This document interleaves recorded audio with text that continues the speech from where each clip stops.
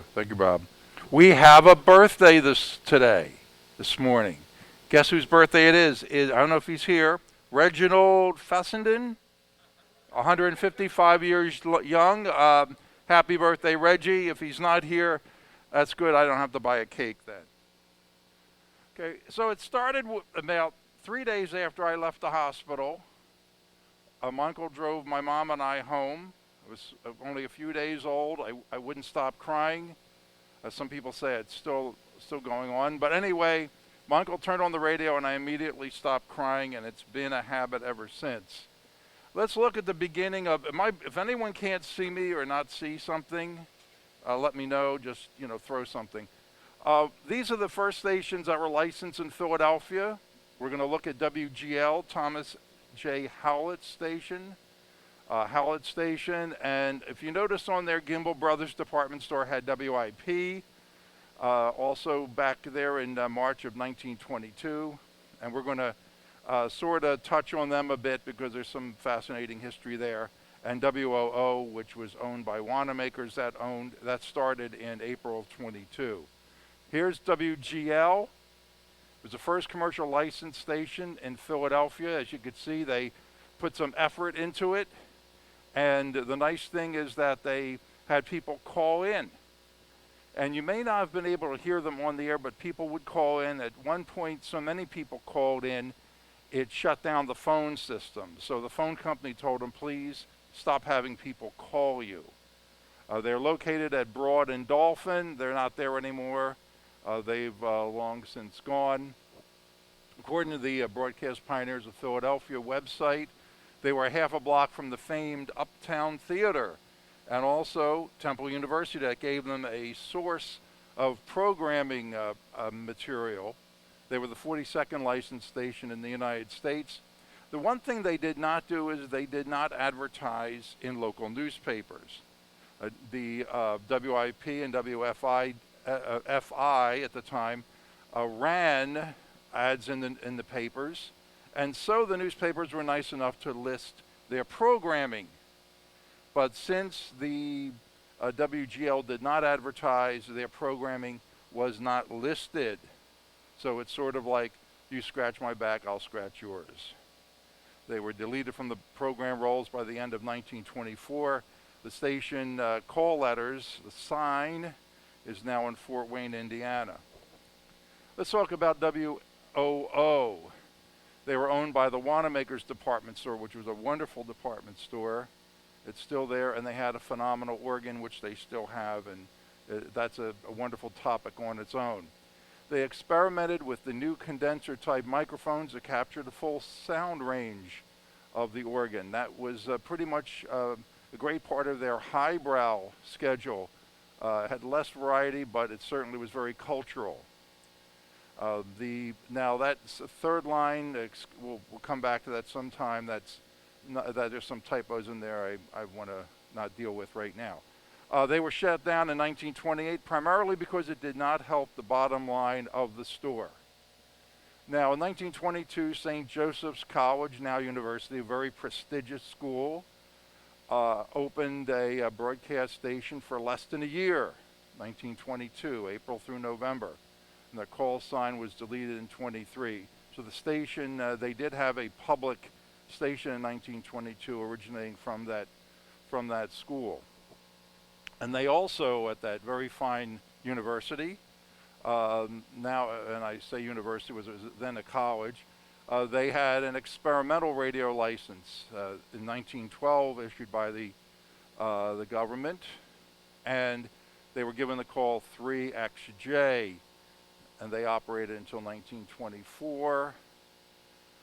During World War I, they were designated as a special receiving station and helped the government by monitoring the airwaves in search of spy stations. So they had a very interesting process there to assist in the war effort. Some of the early wireless experiments were conducted at 3XJ, and that was conducted by the physics department.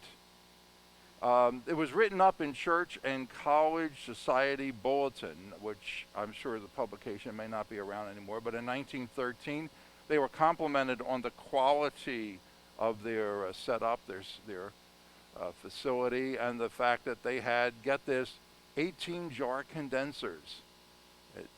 So I thought that write-up, and they're the exact words, were fascinating, including the white marble switchboard and the neat meters. So that was quite an interesting write-up for the station. Getting to one of the most popular people in the 1920s and beyond that was Uncle Whip. Uncle Whip was a major player in the entertainment of the young people as well as the adults, mostly aimed at children. Harry Earhart was Uncle Whip starting in 1922 when the station went on, and he was replaced by Christopher Graham in 24. Uncle Whip, Mr. Earhart went on to another station, could not use the name Uncle Whip, so he had to call himself Dream Daddy. Earhart was replaced by a gentleman named Christopher Graham, and when Mr. Graham passed on, Wayne Cody became Uncle Whip. So that was a very popular personality, so to speak, back in that era. Then came the sesquicentennial. Now, it's a little hard to read the photograph, but that is a display by the Stromberg Carlson Company. So we have a local connection here, and they built this beautiful display at the sesquicentennial. The location was the southwest corner of Broad and Packer, which is now the sports complex. And they displayed their fine equipment, because you know there's nothing finer than the Stromberg Carlson. And here's a close-up of the some of the gear, and I'm sure some of you will recognize it. Many of you will recognize it. And it's a very impressive display. Then we got into the golden age. We had the networks, network programming, entertainment, drama, art deco, designs of our equipment.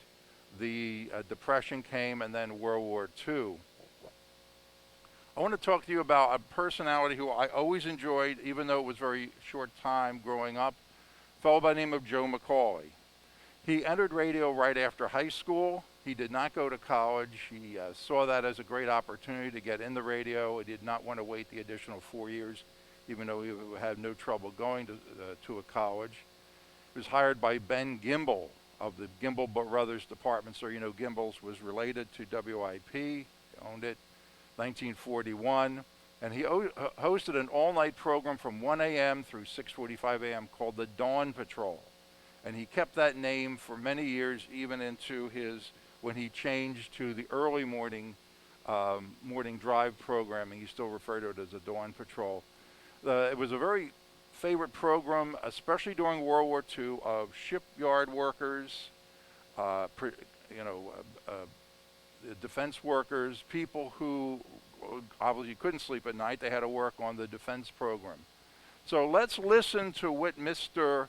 McCauley had to say about radio then in his own words. Oh, I'll tell you what the biggest change was. And this, what I would say, preceded World War II. But 25 years ago, an announcer felt that he had to go on the air and say, "Ladies and gentlemen," his hand to his ear, and the big round tones, "Ladies and gentlemen, I am addressing a hall full of people," that type of thing. But with the advent of the small portable radio and eventually the transistor, now radio is personal. Radio talks to you and you alone. The other is that radio has realized its worth as a service medium, to be able to get across to people instantly all of the service items they need: news, time, weather, traffic, anything like that. Entertainment is just really something to sustain you between service items. And I think the service items are mighty important. Radio does a fantastic job with that type of thing, and does a unique job, a job that I don't think any other medium can do as well. Mr. McCauley is known as the morale booster, I guess morale officer during that time. One of the songs he would play at midnight, and I believe it was midnight or somewhere in the middle of the night during his program, that was a big motivator, as maybe some of you have heard it, called Bluebird of Happiness. So be like I, hold your head up high till you find the bluebird of happiness. A lot of the young folks and others who listened to his program during the war years stayed with him when he started doing the morning drive shows, because after the war, this same demography became an audience that was now going to work, raising families, rearing children, housekeeping, whatever folks did after World War II. And this is a wonderful tribute to him that they followed him. He really was that endearing to his audience. Radio 610 Philadelphia. Back then, there were no formal ratings. Mr. McCauley explained that they would just go with listener mail. Hosts selected their own music. He said the trick was to keep the music balanced during their program. And then by 1960, WIP was purchased by Metro Media, and they instituted music control, in his words. He talks about recordings versus live music. Live music was very popular, as you know, in early radio, but it was pricey. Also, you didn't know if the musicians would show up on time. There were a lot of issues. So recordings became more of the norm as they are today. Formula radio, which was the use of research and ratings to determine what songs to play. The formats then were rock and roll and country. He talks about middle of the road. Middle of the road defined at that time was not concert and not rock and roll. And this is, pretty much the mainstay of WIP through those years. And of course, it changed as we approached the 1970s. This is a chart from 1950.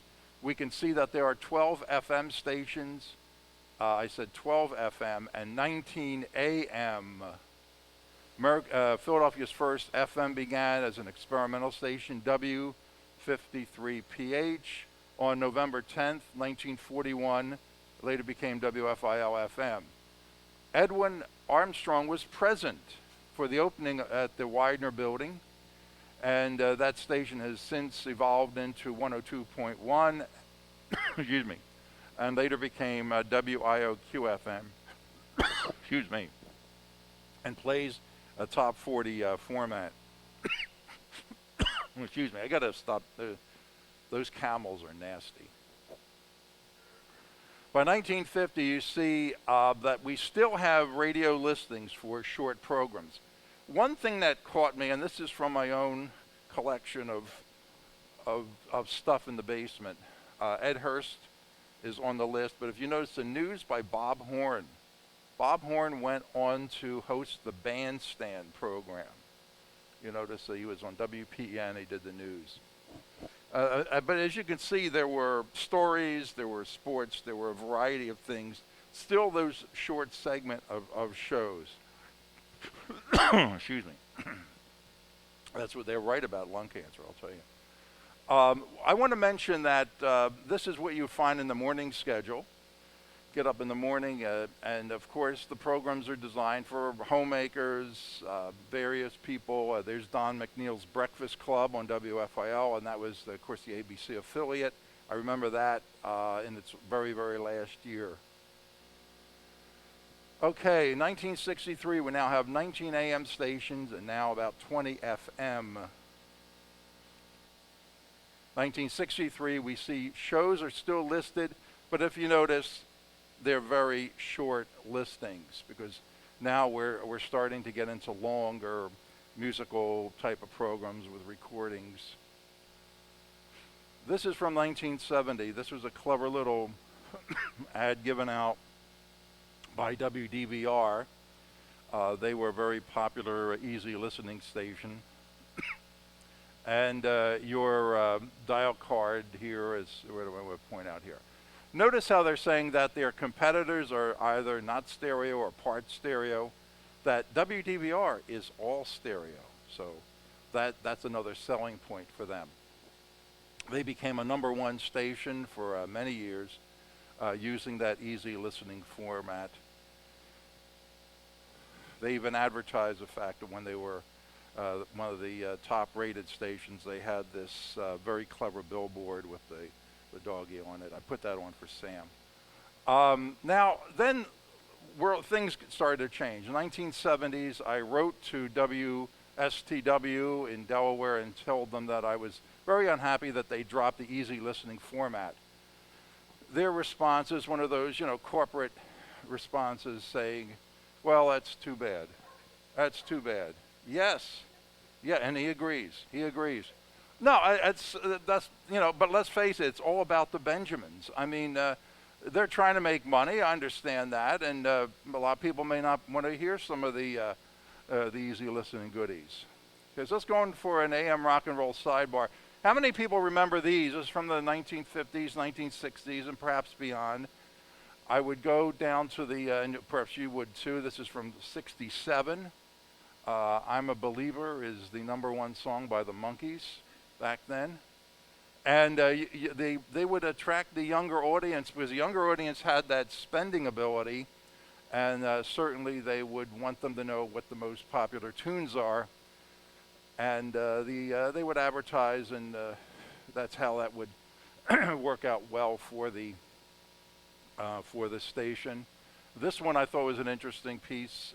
This shows little caricatures of the various disc jockeys on the WIBG at the time. This is an ad from April 20th, 1970. If you remember the movie Easy Rider, I didn't see it, but I understand it has something to do with motorcycles and people dressed like bums. And this this was an advertisement that Wibbage put in. We called it Wibbage, by the way. They put in the newspaper full page, and this is to help counter the competition they were getting from WFIL AM. So I thought that was fascinating. A number of these fellas, some of you locals remember John Landecker. He was here, not here in Buffalo, but over in Buffalo at one time. He's back in Chicago. I think he's down on the ground there. And Joey Reynolds is in there somewhere. I think he's up in Boston. This is an interesting ad for Don Cannon, who spent many years in Philadelphia, since passed on. And his voice is heard in the movie Rocky.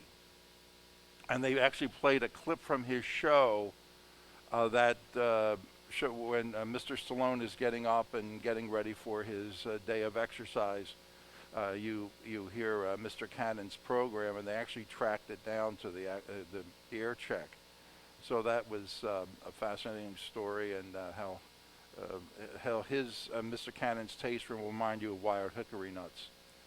Okay, let's talk about mini skirts. Yes, Wibbage up this line, up yours.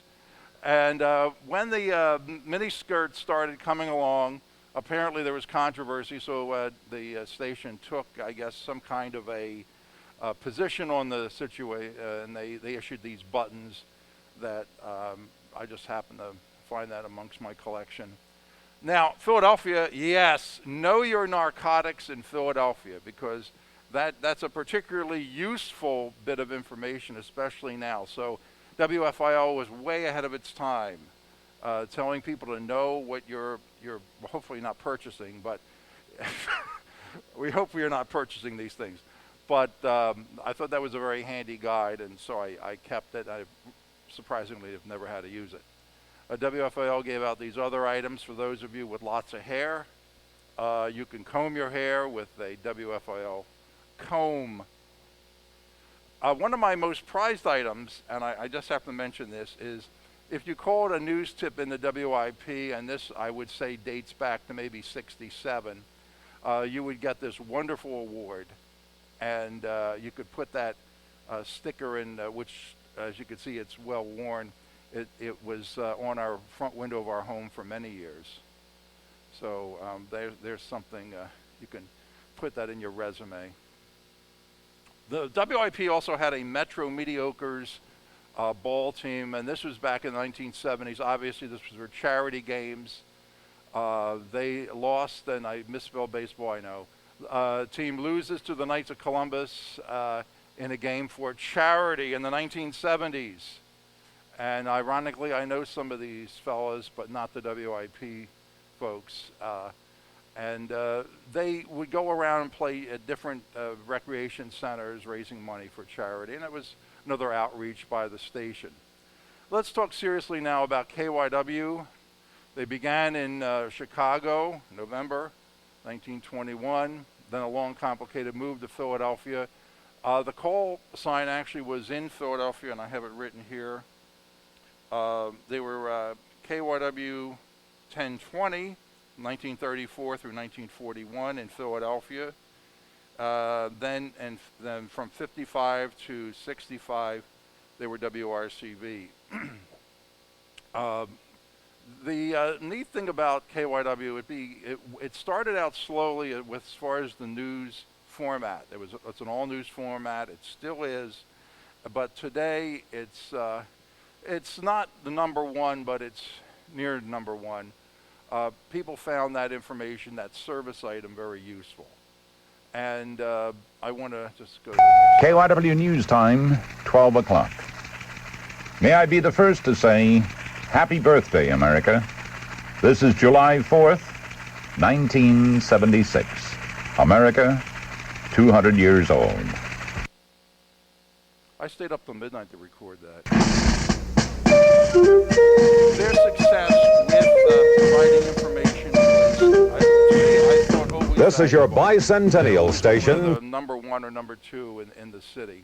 KYW Philadelphia, Group W, Westinghouse Broadcasting, serving Pennsylvania, New Jersey, and Delaware from Independence Mall. WIP-FM, they received a construction permit in 1941, and they were given this call sign, W47PH. For those not familiar, and most of you know this, the 47 are the digits 4 and 7 in their frequency. They were reallocated to 44.9. That may mean they had a new call sign given to them of 49PH, and PH would stand for Philadelphia. They signed on in 1942 as they simulcasted the AM station, and they were reassigned WIP-FM in 1943, and then 47 they moved to the 93.3 megahertz. Remember that particular frequency. They were in the 50s and 60s, always a middle of the road format. The licensee name changed when Metro Media took over. Just the licensee name, the name of the licensee, the ownership. And that was in 61. They were the foreground sound for many years, which I actually liked, even though I was pre-teen. Well, it was sort of strange as a kid, but we won't get into that. And in 63, the transmitter was relocated to the top of the PSFS building, which was then one of the tallest buildings in the city. Then they became WMMR. Eventually, in 68, they changed to a progressive rock format. They are still that to this day. The frequency 93.3 is still that to this day. And then the FCC granted a permit to relocate the transmitter to 1 Liberty Place, which is even a far taller building in the city. And there was a lot of controversy about the height of that building because it was over William Penn's hat, which had a lot to do with superstition, etc. In 89, Group W bought it, and then these other purchasers came along. I guess it looks like they're under Beasley since 16. Okay, so MMR had that progressive rock format. They advertised a special weekend of music regarding San Francisco. So it would be more like the San Francisco sound, whatever that would be. Grateful Dead, Van Morrison, I know the names, Janis Joplin, etc. I think a lot of these were live concerts on 93.3. WMMR is still at 93.3 and they're still rocking. They called the MM Army, and this is an example of the vehicles that go around for their public relations. We'll talk a little bit about WYSP. Originally it was WIBG FM, started in 48. Mid-60s experimented with nighttime rock. There was some issue about increasing their power, so they were off the air for a bit. And then in 71, they started an easy listening station, and they've changed they used your station, Philadelphia. I don't know if that was contrived. It sounded like it was. And the abrupt switch to album rock in 73. In 74 became Philadelphia's first quadraphonic sound station, if you remember quadraphonic sound. And that ended in 1976, primarily because of a lack of interest. There some more history with WYSP, but I want to bring you down to 86. WYSP was the first affiliate of the Howard Stern show when he started out of New York. And then later they put on Opie and Anthony, Don and Mike. Then, of course, another great move business-wise for them was to air the Philadelphia Eagles football games in stereo. So they'd have really, really excellent microphone placement around the stadium so that you can really feel like you're in the stadium. And if you wanted, someone from the station would come to your house and throw snowballs at you, or throw objects, batteries, whatever you wanted, just to make you feel, or spill beer on you to make you feel that you were really at the game. This is this is only some kind of twisted thing that I would come up with. WIP FM returns to 94.1, and this is how we got there. Over 70 years, the actual sign WIP FM returned to the FM band, even though it was at 94.1. They were originally simulcasting the AM station, which had become sports. The conversion to sports for WIP was around 1988. Angelo Cataldi came there in 1990 as a very popular station. So WIP has returned, but this time as an all-sports format. In fact, they were trying to develop TM, which is testosterone modulation, which is something, they were trying to work on that concept. But WIP went from the distinguished Joe McCauley to the disgusting Wing Bowl. And if any of you have listened to Wing Bowl, look it up. It's a chicken wing eating contest. Was it popular? In 2007, they sold all the tickets to the Wells Fargo Center, which is a big arena, in the first day of sales. And congratulations to Molly Schuyler. 501 wings in 2018. So, good. Good. That's what we wanted. Let's talk about television. Firstly, I want to mention that Philo Farnsworth has a connection to Philadelphia, obviously. Someone at the museum said to me the fact that Philco and Philo Farnsworth, yes, he had an association with Philco, but they didn't name Philco after Philo. Someone actually asked me that in our TV display. Anyway, he came to he got Philco to get an experimental license, W3XC.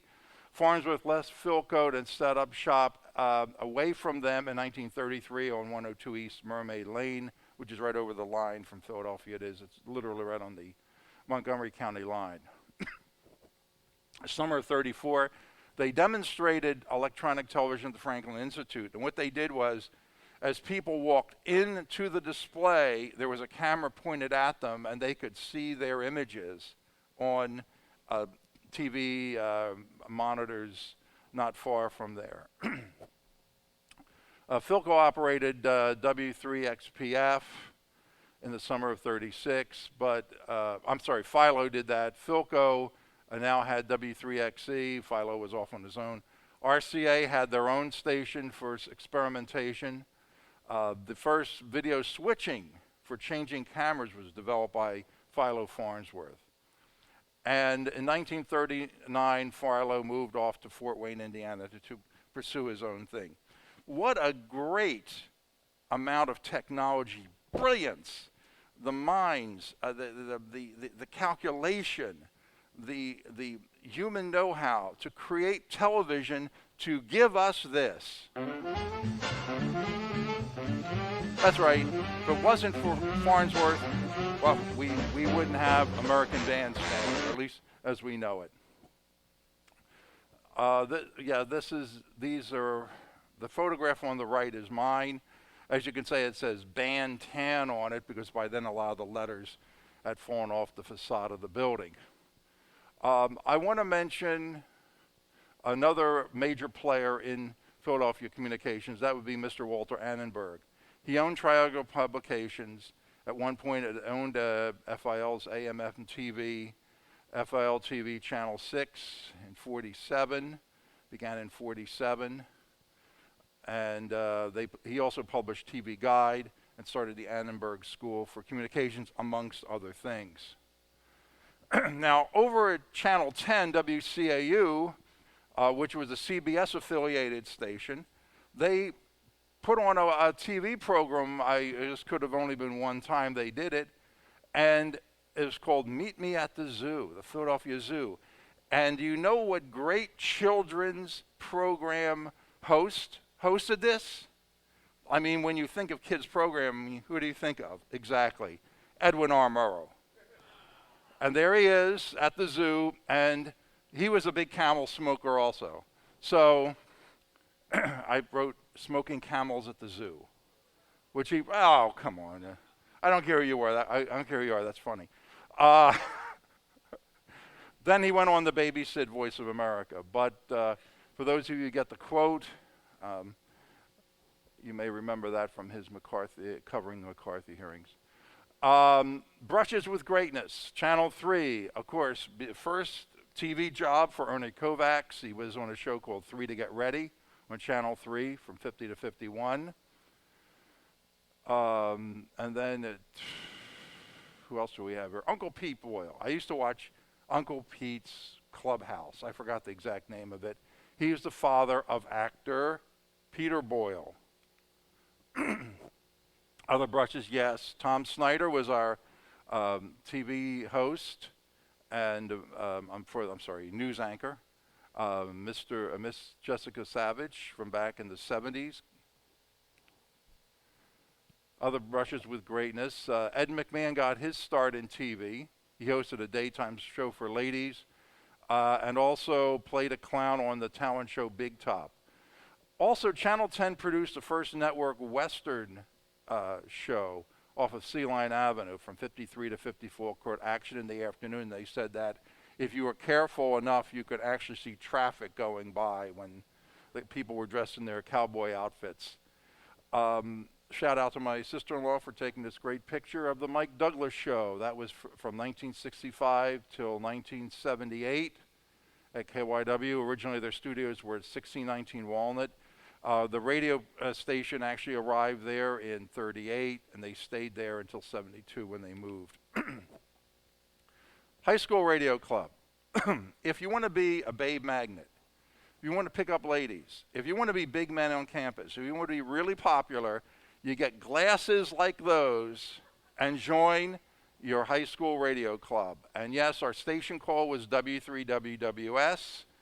And I assume that would be me with we're not sure how the hair got like that.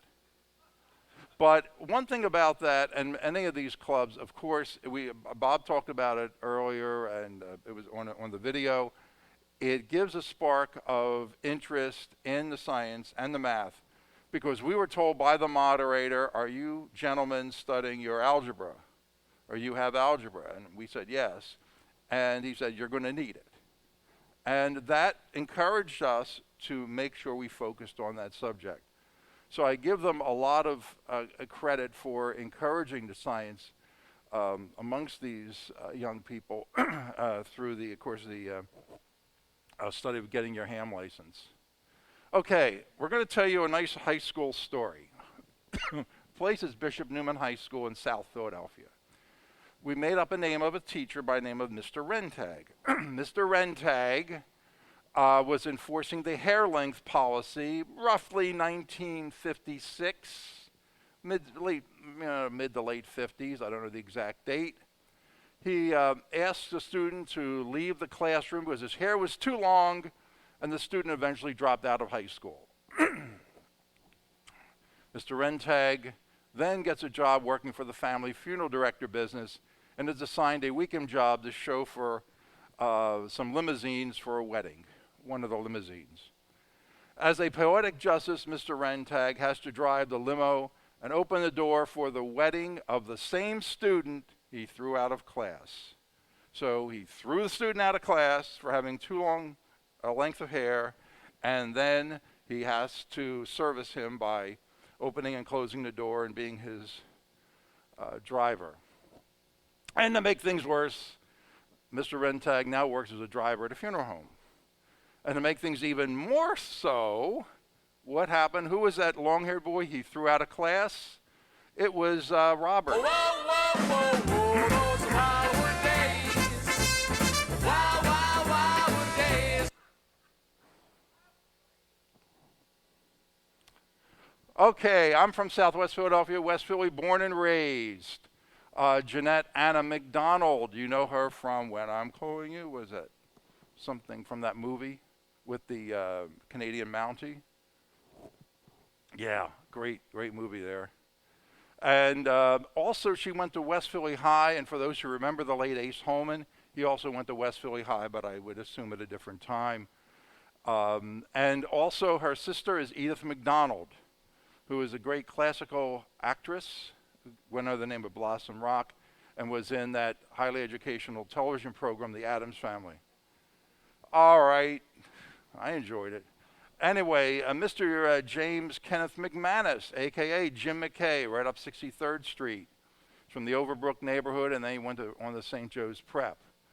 West Philly, born and raised. Peter Boyle, who went to my high school. He was in What Everyone Loves Raymond.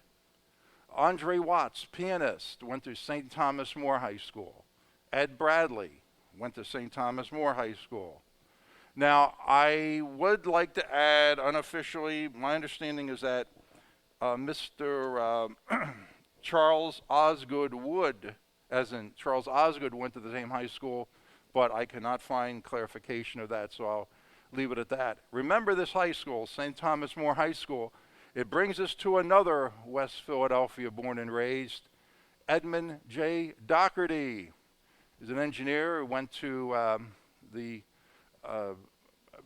relatively decent college of Villanova, and he designed the Skycam, which is used in televised sports. So ironically, that one high school produced a lot of very successful people.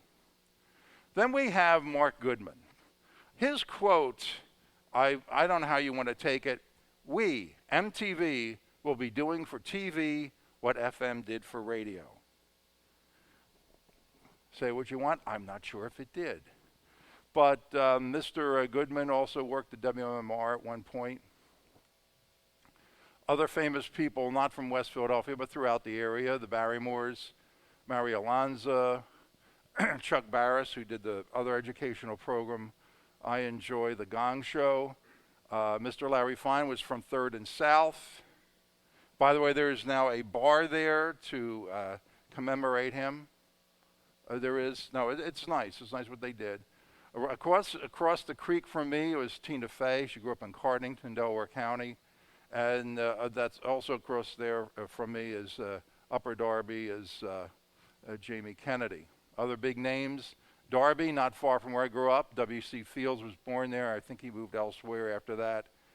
Imogene Coca, Danny Bonajuge. Actually, I found out Danny is from, excuse me, he is from the beautiful town of up off Westchester Pike. I forgot the name. Broomall, exactly. Broomall, that's it. Thank you. David Brenner, Mr. Cosby, Joe DeRita, Mr. Eubanks from The Tonight Show, and Norman Fell. I know, no relation. I was told no relation. Okay. Adam Goldberg, wonderful TV program on called The Goldbergs. Seth Green, actor. Excuse me. Mr. Mc. I remember that some others. Yes, Teddy Prendergast. Yes. You can read as well as I can. Okay, manufacturing. There's a marvelous article about F.B. Chambers' company in the AWA review for 2019. If you can get a copy of it, I'm sure you can. Excellent story there. We all know about Philco. They were also involved in the NASA space program. A lot about Atwater Kent we discussed, and we have an absolutely gorgeous new display for Atwater Kent at the museum. Victor Talking Machine Company, which later became a big part of the RCA complex, and the history there. General Electronics, we're going to cover that real quick. I did not know Dynaco was from Philadelphia. I know GE Reentry Systems was a major player there, and of course Comcast, which we're going to also talk about. Yeah, RCA, this is RCA math here. 1 + 1. I don't know. This is an ad. They were making quad machines in Building 15 at one time, which I did not know until I did some research on it. And I want to talk a little about the RCA corporate culture. We always joked back in the office that if they had their way, the RCA flag would be above the American flag, which sounds awful, but they had very strong personalities in that organization. But they were very professional.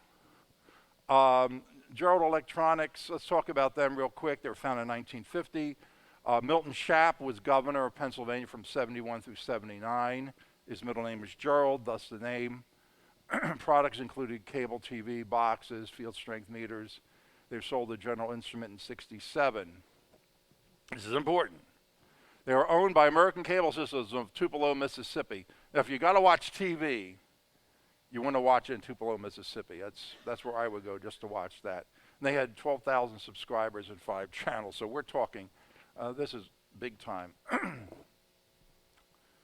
Mr. Roberts, in conjunction with his 2 partners, purchased American Cable Systems as a corporate spin-off of its parent for $500,000. I can't tell the full story of Comcast. That's a story in itself. But they were American Cable Systems from 63 to 69. Became Comcast Holdings. Yes, the Golden Pooh Award. And everyone, I had to put that in there. There was a great enmity between the customer base and Comcast itself. The whole story reads like a novel and a soap opera. But they have quite a history, and these are, this is some of their basic, some basic numbers about them. And this are their brand names.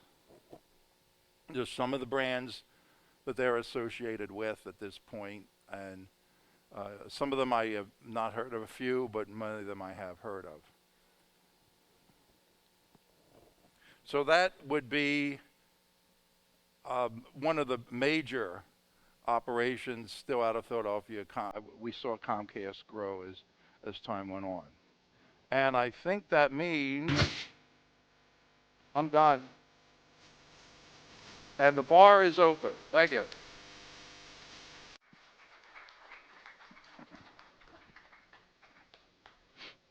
Yes. I think, how did I do? I'm 12 minutes early.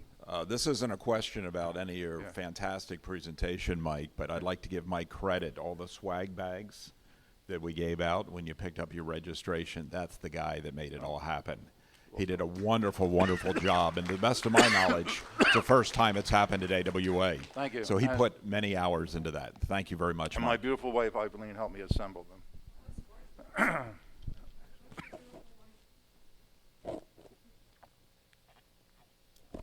All right, hold on. Who talked first? I know you're there, in the red. I can hear you.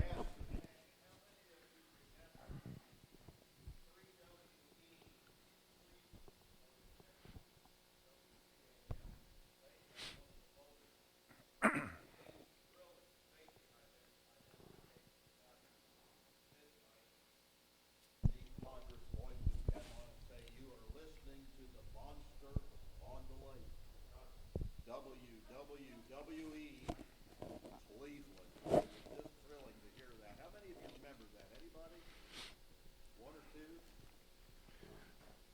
Interesting, fascinating. Oh man, who was up next? Don't fight over it. We'll get to you. Who wants to go next? If you Go. could use the This microphone. is the WFL guy right here. Go ahead. If you use this microphone, we'll be able to record it for later playback. Oh, 61st in Baltimore, 1145 South 61st Street. Yes, that's how I went to school, starting in sixth grade. From sixth grade through college, that's how I went to school. Yes, I did. And I forgot to mention that they moved, it was 2.5 years after they, Bandstand moved away to Los Angeles. I never got to go to it because by the time I got to high school, they were gone. There is someone here too, by the way. Oh, okay. Okay, I could do that too. Go ahead, sir. Okay, just a quick question about, you mentioned Mark Goodman. Yes. Is that the same guy who went with Bill Todman and made all those game shows in the 60s? It's not, I'm afraid not, but it is, your point's I understand your point. The other Mark Goodman is long before him, and I don't know if there's a relation. Okay. Very Thank good you. point. Very good question. This gentleman, hold on. I do not know. But the question is, whatever happened to Jack McKinney? I remember the name. I do not know. If someone knows, yeah, they did have. Yes, I would have to Google it or something, and we can get you that if we need to. But that's a very excellent question.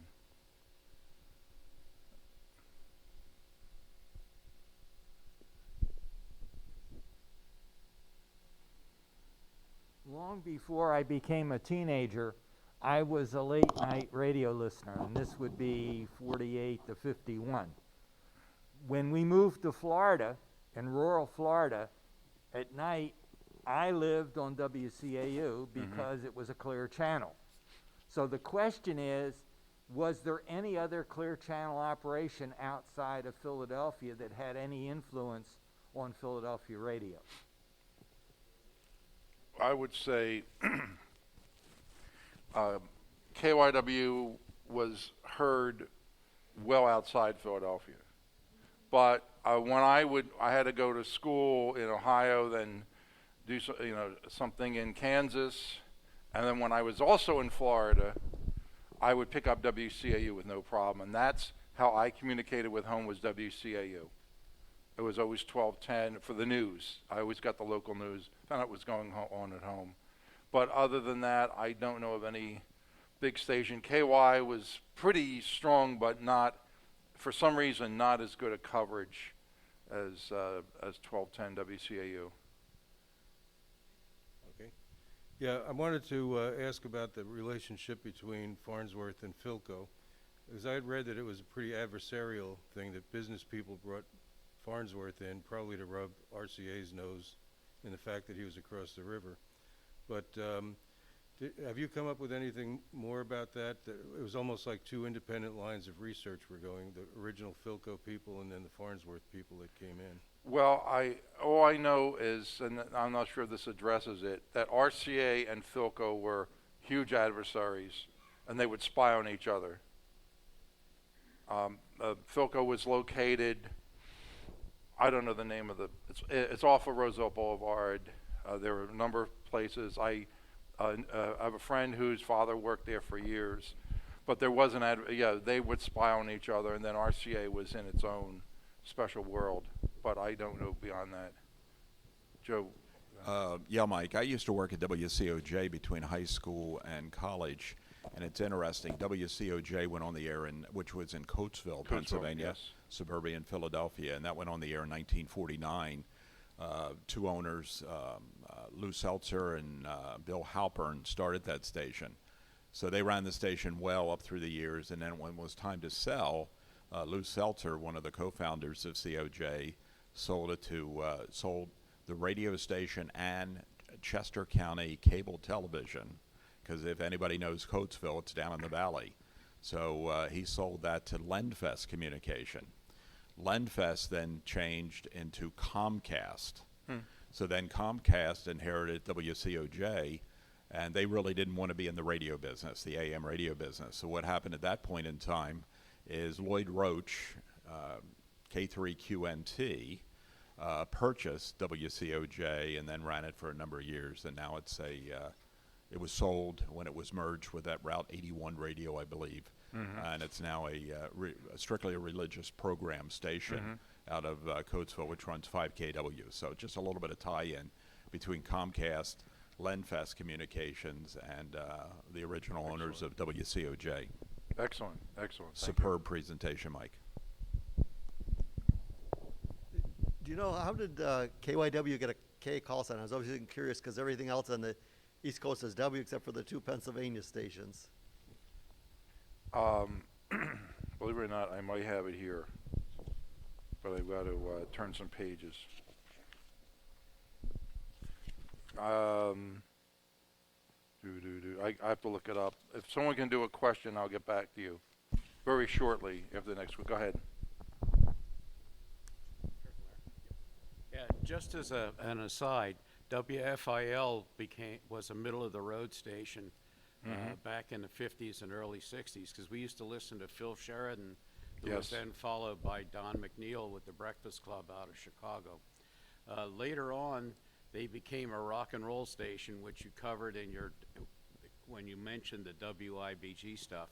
And the funny part is, both WFIL, having gone to the rock and roll format, and WIBG, which was also in the rock and roll format, are both now religious broadcasters. WFIL is a 5,000 watt station out of Roxborough, and WIBG, last I knew, was in Point Pleasant, New Jersey. So it's funny just how they've gone from the great devil into religious broadcasting. So. And that's why I have my call sign, WF1L. I saw that. Excellent. Very nice.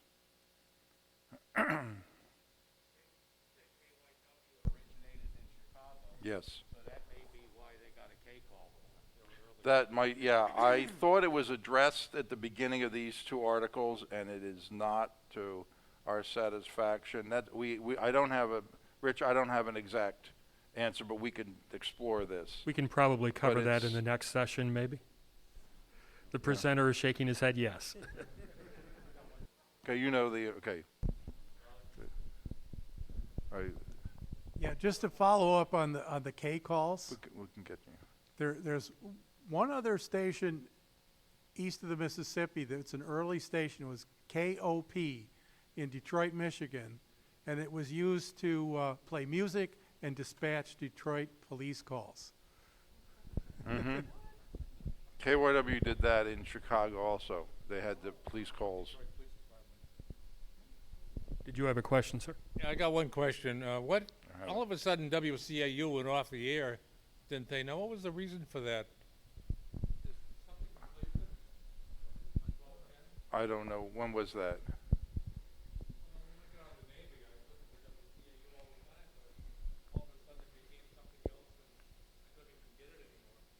I don't know. Well, it's now WPHT, but this is long after your concern there. I don't know.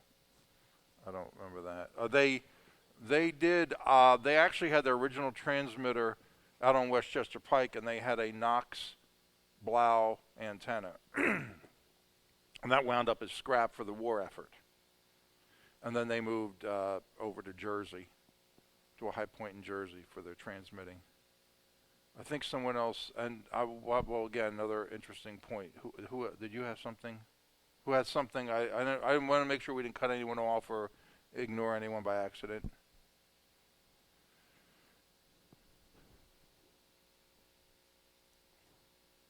I'm just in question mode at this point. I can't. Yeah. Well, okay, we have a couple. Go ahead. Well, we'll get to you too. We'll make sure we will. Don't. Yes. Hi, Mike. Excellent presentation, Thank you. by the way. Very, very fascinating. Just wanted to know, my interest in radio began by listening to a station not too far from here down in the Philly area, and that's WKBW. And I used to listen religiously, the transistor radio under my pillow at night, listening to Joey Reynolds incessantly, and wondered why I could never hear it during the day, and thus I'm a ham radio operator today.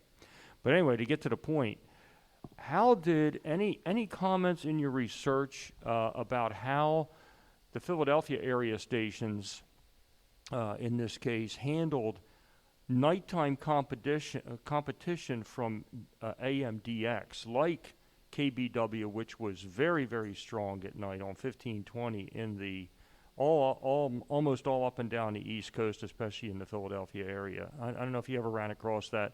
And the second question, really quickly, is any research on the first FM stereo station by John B. Reynolds, WJBR, in Wilmington? So sort of a double header there. I don't have anything on the first FM station, but that's an excellent point. What I do is I review this stuff, and then then I throw these things into the museum tours.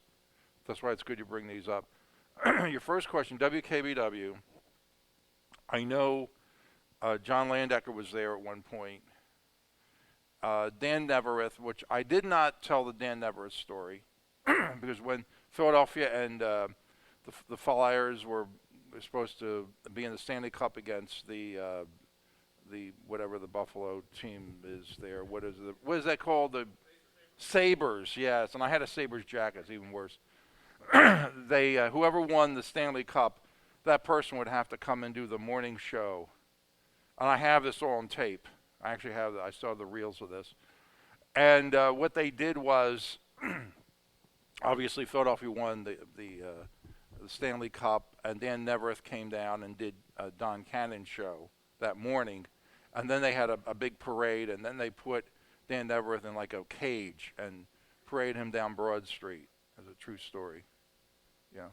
Did I answer all your questions? I don't know, because we had go. Yeah, I think her name is Michelle Bradley, and she has a website, Rec Networks, does a lot of FCC filings. And I'm curious, she had a piece on the three-letter calls and how they're fading away. Some of the newer companies are scrapping the old call signs and switching to something a little more trendy. Do you think the three-letter call signs will ever come back, be reassigned? I can't really predict the future. It'd be nice if they did, because KQV, remember what happened to the, they just closed down completely. They're in Pittsburgh. They're gone, unless that came back. But I don't understand why this is happening. I like their shorter call signs. They have a great tradition to them. I think it's marvelous, but I don't know. I hope they do come back. This gentleman, you had a question earlier. Back in the, I believe it was the 60s when KYW did the format change, because they were a middle-of-the-road station. And the last disc jockey on there, when they made the format change, was Willie Weber. If anybody's interested in really digging into Philadelphia radio and TV history, they have an excellent website, Broadcast Pioneers of Philadelphia. They do. Which I did hear you mention in some of your presentation. So yes, great website. And Willie Weber was a big fixture in Philadelphia for a lot of years, just recently passed away. Yes, we were still living in Pennsylvania at the time. I remember that. I worked with his son, Bill Weber. Willie, somewhere along here it talks about the switch, and it describes what you just said. And I don't have it in front of me, but because the print's real small. But yes, that's exactly what happened. And they played a clip of that changeover 50 years to the day. And that was back, I don't know what, in 2015. They played just that last song, and when they did that switch over, celebrating 50 years. That's the thing, they play these special little clips just like that. I mean, we heard the midnight. I actually stayed up to midnight to record them giving the time on KYW. They only played that once. You just won't hear that again.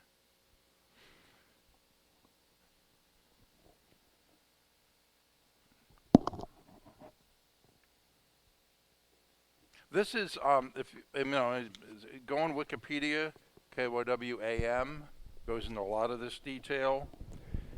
History of Philadelphia Radio, it says Entercom on this. I don't know the exact website, but you can bring that up.